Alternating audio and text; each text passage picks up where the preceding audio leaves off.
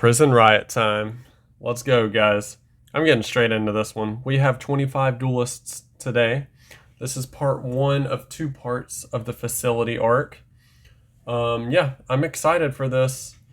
Um, what else is there to say? This part is the prison riot. So I'm just gonna get into the lore. This is obviously Miku. Miku somehow after graduation became a sector security guard. She loved her job, although she could get a way better job than this. This was the worst transition from school life to work life ever. From Zero Reverse happening, it just made work life so hard. It's like the 2008 of Yu-Gi-Oh! And literally, 5Ds came out in '08, which is funny. Anyway, became a sector security guard. She loved her job because she got to elbow drop bad guys. Well, bam! Elbow drop. Oh, you want one too? Wham! Okay, anyway. Elbow drop bad guys when they would try to run away. But recently she started to notice how corrupt some of the sector security was. Trudge. She noticed a bunch of people who were innocent getting brought in, so she got her cousin to help make an escape plan. She arrested her cousin in disguise and helped him smuggle in some explosives to help begin the escape plan. She also noticed her boyfriend is here and can now help with the escape plan. Haven! Haven returns. Haven, well, in a different timeline, but, knowing him, it's probably the same Haven. He's just trolling us. Haven. Justice in disguise, but only a few people actually know this. He was informed by Miku on how corrupt most of the sector's security was, and she begged him to help. So he designed a disguise to infiltrate the prison. He got Miku to arrest him, and he was able to sneak in explosives. But when she went to bring him in, she tased him for realism, in her words. And now he has a partner in Lee, because he also got imprisoned. Yay for teamwork. Ah, isn't it great? This is Jenny Preston, a very smart and nerdy individual. She used to go around hacking random things, which got her into trouble, until Justice took her in to work on a special project with Noah. Oh, I forgot Noah's, this is Noah back. But now she's been moved and is now a very important hacker. She is currently hacking the prison to help the breakout a little easier, with the breakout. She will then assist in helping any innocent ones escape. Jasmine Thunder. She is a Pokemon gym leader, right? No, she's a gym leader. Anyway, the right-hand lady at Justice's side. She helps him make all his royal decisions. Really? It seems like there's a lot of people that help him make up decisions. She has a crush on him, of course. Surprise. And won't admit it. She normally acts like she doesn't like him and just tolerates him. She came from a poor home and worked herself up to be in the position she is. She knows about Justice's plans and hides them from the media. Everything's hidden from the media where we are. We in the facility, so it's getting a little hectic with all the thugs around us. She normally has to do a lot of paperwork to hide the damage that would be that what? How is that worded? This is how it's worded. She normally has to do a lot of paperwork to hide the damage that would damage his view to the public. Okay.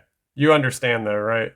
She works hard to cover up any damage that could happen to his view, to how he looks. But is okay because she thinks he is the right person to rule. Dang right he is.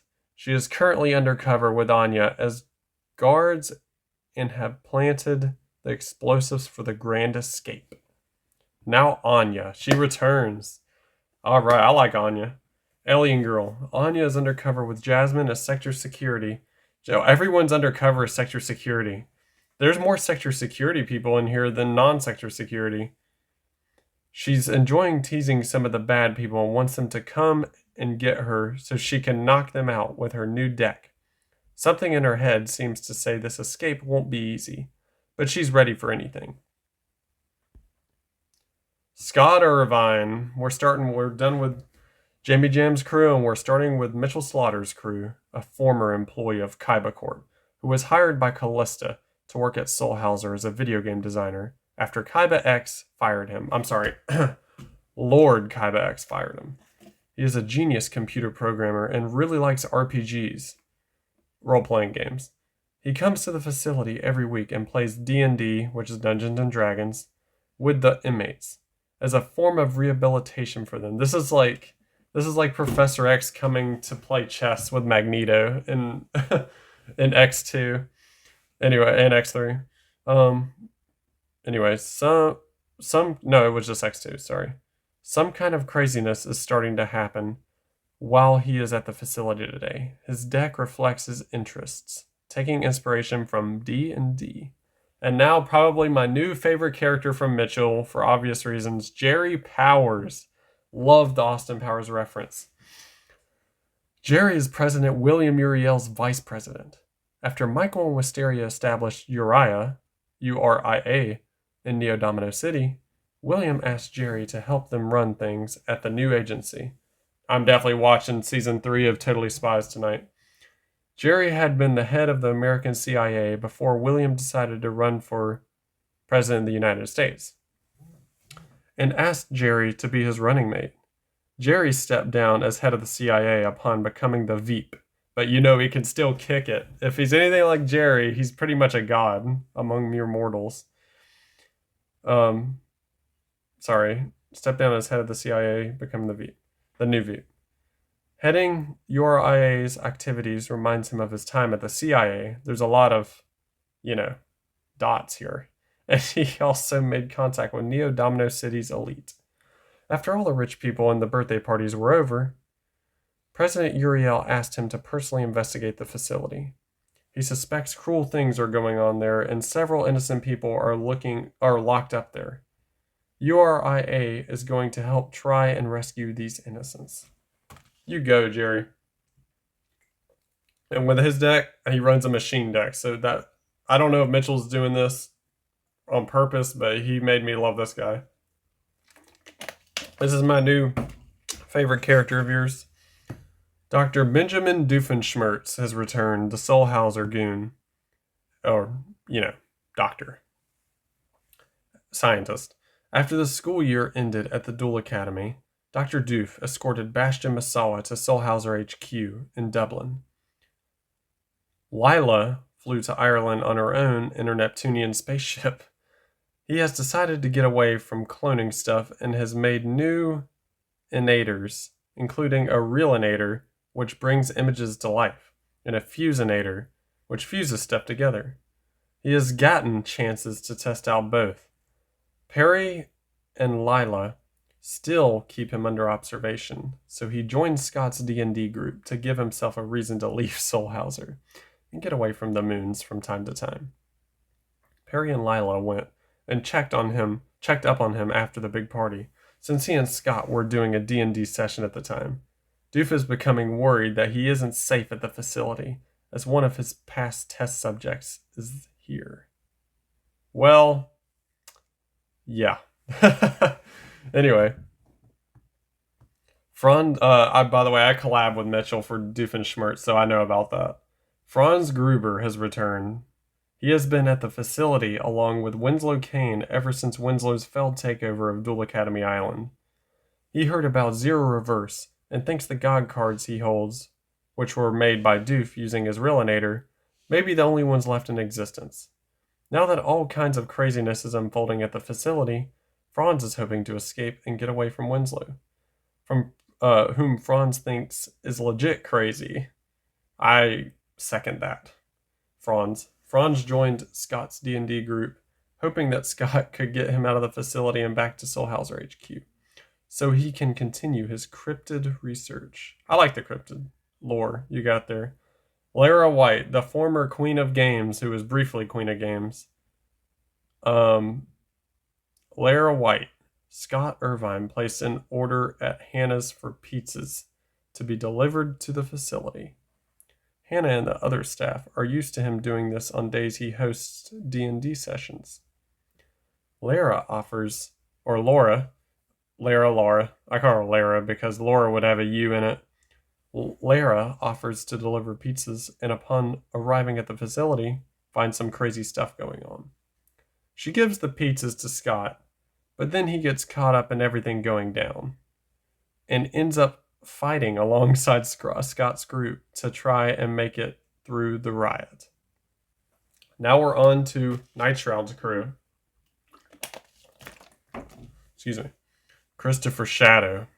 The party sure took a weird turn, with Spike having another strange blackout, to Chris's friends narrowly escaping arrest, but a little grumpy on his loss to Pegasus. Well, you know, I created the game, so that's going to happen from time to time. Anyway, since he felt like he could have performed better against the father of duel monsters, but that hope for a rematch has got to wait, since he found out many dragons from Spike's world got arrested and sent to the facility, including many young runts. Oh no, now Chris and Spike and friends how about I say Chris, Spike, and friends gotta break in to break them out, only to find out said dragons broke out of their confinements with ease and wrecking things up. Trudge, you done goofed. Well, dang right he did, because how did they not? They weren't ready for these dragons. Come on, their facility. They're the sector security. They're supposed to run the town. Spike the dragon returns, of course. Spike is quite concerned on the fact he had another blackout when he was about to receive some attacks in a duel with Justice, that he wanted to let Justice vent out from his loss to Kaiba X. Are you trying to explain away Justice crushing Spike? I love this. This is like explaining away what happened with Amanda Fox and Chad Richmond, or Chad Princeton now. That's just funny because I just love those explain away moments. That's why I love What If series. Next thing he knows, Chris was getting Spike to snap out of it, and Justice is just weirded out on what happened. But now Spike has got to lock in when he found out many of his kind, including some runts, got sent to the facility. Time for a rescue mission. Dun dun dun dun. Oh no, wait. The dragons broke out and wrecking up the facility, and Spike is running into a certain red dragon. Garble the dragon. I like this guy. I like his deck. His deck is cool. A rude and quite a bully of a dragon that caused quite a bunch of problems for Spike in his world, and apparently is Smolder's brother. Everyone, especially Spike, are still confused on that. Garble is quite mad and confused on why he and many of his kind are in this quite messy world for a while, and now he's furious when he found out Spike is dating Garble's sister. Spike is Justice, but a dragon version. Uh-oh, now he and many dragons got locked up, parentheses, and quotations, at the facility, but this was a horrible idea on Trudge's part, as they broke out easily and now wrecking up the staff in place. And Garble and his buddies are going to have some fun. Oh, all right. Prominence the Dragoness. Quite a rowdy and rough dragoness that is sometimes seen hanging out with Garble's group at Spike's world. She seems to be having issues with Smolder back at their world, especially after Smolder learning namby-pamby pony ways. This is very specific. Was this in the show? Believing Smolder was corrupted. Now she and many other dragons are at the facility but easily broken out and now having chaotic fun. And also helping rescue the many younger dragon runts. Trudge stupidly arrested them. That was a huge mistake because it made it emotional. You think dragons in Spike's world are too stupid and jerkish? Nah. Taking what they treasured, and you will get burned. Oh, if you take what they treasure, you will get burned. Okay. She and Garble also gotten some weird cards from a couple of weird people too. Gee, totally not ominous at all. Yeah, that always happens in our world. Sylvia, she looks like a mix between two animes. She looks like she could be a Bungo Stray Dogs character mixed with maybe like Danganronpa, maybe? I don't know. Anyways, Sylvia. Hold on, let me get a drink of water. A police officer from a government-run department meant to handle pandemic situations. So not part of sector security. Okay. Though no one knows what the heck that is, nor where the heck she came from. Somehow she showed up and is influencing stuff in sector security. She creeps out many others, and certain others can sense something very off about her and something darkly familiar along with something else. Is she related to this Lich character somehow? That's my question. Or Darkness.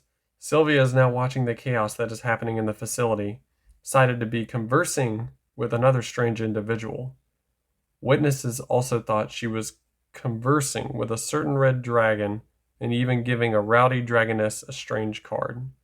We might go higher? No, we must go lower, deeper into the darkness. Yeah, definitely related to Darkness or Lich or something. Now we're on to Lego's cast.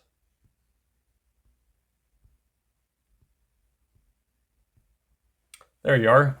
Oscar Graves.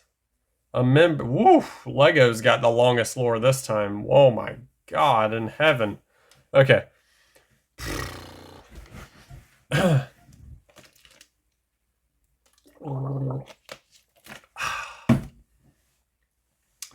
Water the source of life. Okay, let's go.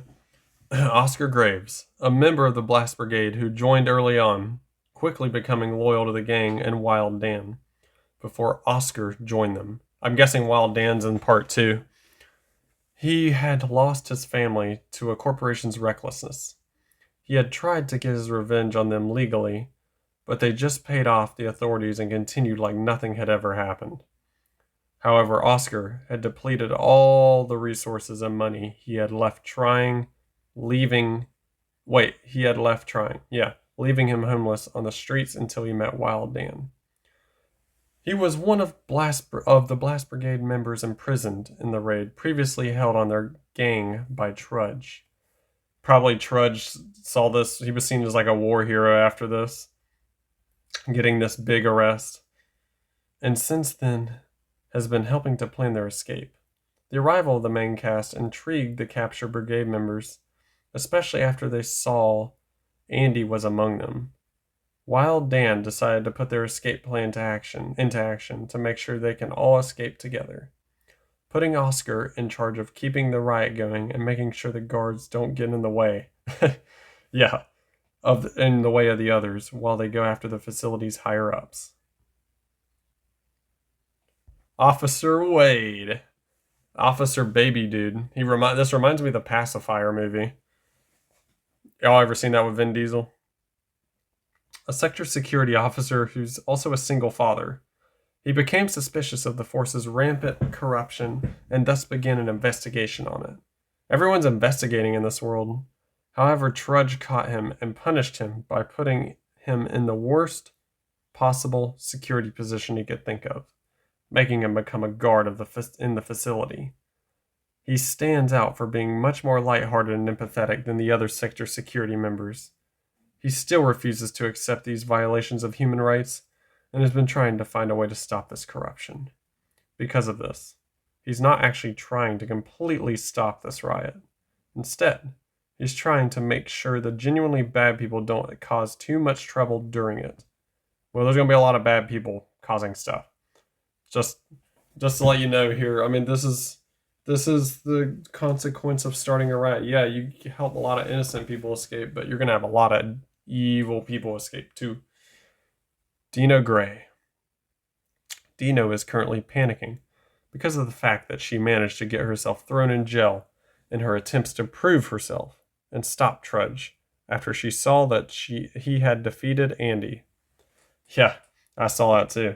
She really hopes she can get out before Diana or one of the others wants to take their turn with their body, considering how mad they're probably gonna be about this.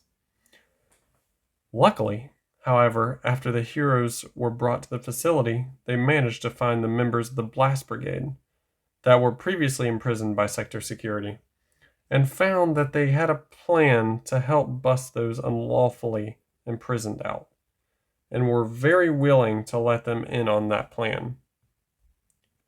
Hank Scratch Porter.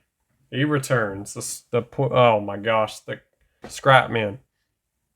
Scratch isn't as frustrated about being brought into the facility as one would expect. No, because it's a little bit better than his everyday life.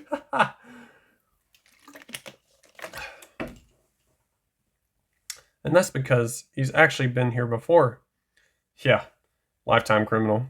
It's how he lost his eye after all. Sure, it's not ideal, but he still has multiple contacts he can call on within the facility for help, busting out again. He agreed to use his contacts to help start the riot in order to cause a distraction for all the guards in the area. Plus, he thinks a few of the people that owe him money are still here as well. Uh-oh. Time to get the brass knuckles out. So he figures he could probably go collect some debts while he's here. And Lee Go returns. What's up, Lee? Thought you were training Novo. Lee is far from in a pleasant mood after seeing that a decent chunk of the people held within the facility are largely innocent, and plans to use his full force to assist in the breakout. He didn't get the best chance to show off what his deck can really do back in the slums, but knows that it will likely provide a true force to be reckoned with here. I've seen it work. It is a true force. He's a former KOG, for Pete's sake, come on. He ended up coming into contact with another prisoner who he recognizes even while he's disguised. The two have plans to escape in a very explosive way. He has no idea how and why Miku ended up here, but at this point, he's long gotten used to her shenanigans and is just rolling with it. Miku is just so wild. Okay. Officer Winwrong. Yes, Officer Winwrong, who was the former prince, and obviously he was defeated in the first time he showed up. Just as it was said last time, poor Prince Winwrong of China, former Prince of China, was reformed into a facility guard with no friends to help him out, and Tyke reformed too. It is up to our heroes to rescue him from this fate. He's pretty much brainwashed. Officer Tyke, aka my sister. Same thing as Winwrong, except her competitive attitude has not changed one bit. Oh, I know my sis well. Many prisoners who have acted up have been dealt with through her, mostly. She's like the enforcer. A lot of the prisoners are even afraid of the small teenage girl. Alright, new character. I have 3 new characters. Are you ready? Dark Signer Rex Raptor joined Weevil in a scheme like always. But to become the best duelists again. Although Weevil was never the best duelist, Rex was, technically. But this time they got into a cult they couldn't get out of. Was thrown in prison as a test to see their worthiness to join this cult. Both Weevil and Rex, through situations, eventually died in Sector Security. Now, they have revived, but they are not the same. They are far more evil. They are far more wicked. They have much stronger decks. Now their problem was escaping prison after reviving. Weevil somehow found his way out already without Rex. Rex is very pissed off and is looking for a way to get out and get to his cult. Okay, this one is related to Doof, the next one. This one is gonna be an eyebrow raiser. Makora! That's right, it's the legendary Makora. The couple were Okay, there's like two parts of this story. So you remember they were a couple in DM, right? And I never showed them in GX, really. I didn't even mention them, did I? Okay. Hold up a second. Makora. The couple went on vacation to, a different country. However, that country happened to have Doofenshmirtz there. So basically, Doofenshmirtz, they wanted some plastic surgery, and Doofenshmirtz was the number one guy in the area. They went with him, and it ended up they became a science experiment, basically. And then basically Doof didn't want to deal with them, so he got them arrested and somehow got shipped all the way to sector security. However, many guards lost their lives along the way trying to do. It's like the Raptors in Jurassic Park. A lot of guards lost their lives trying to capture Makora. A lot of them lost duels. A lot of them lost their lives and souls. So the couple were then thrown in prison, and sector security is keeping. They're on the ultra lockdown. They're in the biggest part of the lockdown. So they heard about Doofenshmirtz entering the prison. And you better believe that's the only person they want to crush. They don't even care about a single other win or winning this tournament. They want Doofenshmirtz. And if they get Doofenshmirtz, Mitchell, I don't know how you're going to explain this away, but they're going to get rid of Doofenshmirtz.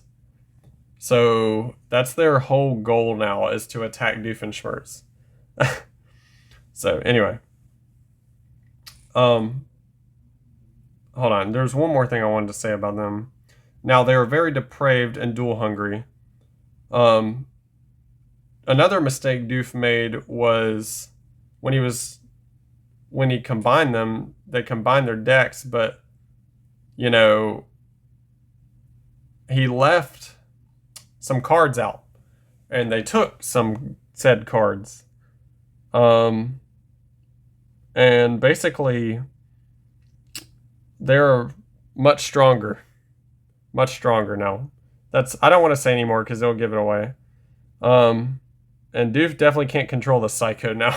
So they're going at, and their hair is wild. It has like two different hair forms, and they're all like see-through, which is very creepy. They're permanently see-through like this. It's terrible. I guess it's better than being a Siamese twin. Nah, it depends. There's benefits. Definitely, because they share one mind. Yeah, they share one mind. There's not really arguing going on here. Okay. So that is the end of this character. And now we're on to the final character of the tournament, and a guy I've been wanting to show since he was shown in the very beginning of 5Ds. Martin, aka Martin the Singer. A very mysterious guy who may or may not have had something to do with the event of Zero Reverse. I know there was there was multiple people that had to do with Zero Reverse. Zachary was another one. But anyway, he may or may not be also involved. He also is claimed to be dead for a century or more. Says he feels like he knows Lee and shall help him in his cause. Let's escape together.